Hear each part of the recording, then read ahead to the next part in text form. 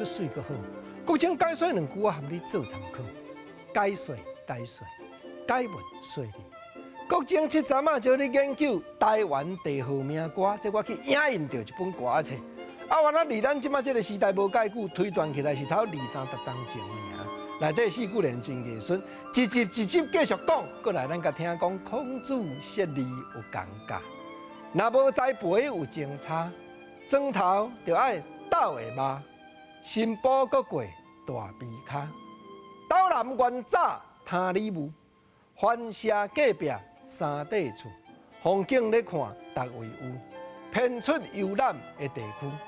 有影呢，作者咧品呢，讲孔子设理有讲价，若我捌字的庄头，我拢斗下肉呢。重点，咱咧讲风景咧看逐位有，这2拍4句连咧讲的，大鼻骹啦、新妇啦、三块厝啦、番社啦。你安尼现代就甲查落去啦，电脑的资料甲调落去啦，你就发觉讲，敢若台湾南北二路番社这个庄头名，毋得20、30位。国情啊，毋是咧传呢，咱听好来小书，这有台湾的历史就去科考，知影讲永早都迄角，都敢若三块厝，一撮人咧大名，咱就直接甲号名。遐到三块厝里，拢自然号出来古早地号名。过来4句连带你落南。讲高阳旧名是打狗，延平六国清水沟，内陆隔壁营盘口，国城有透水泡流。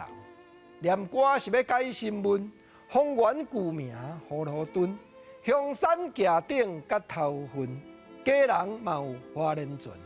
有影孔子设理有讲价，这个编歌的先生学问真好。虽然见面头一句为着斗句，甲你讲高阳旧名是打狗，过来带你所行的拢是南投这个国庄头的地号名。延平、六国、营盘口、清水沟、水泡流、国城内陆，拢总伫咧南投县内。所以我足用心计较伫咧研究。那一工真正我找到这个作者，无定伊正南投人嘛无得空呢。当然斗句真艺术。过来。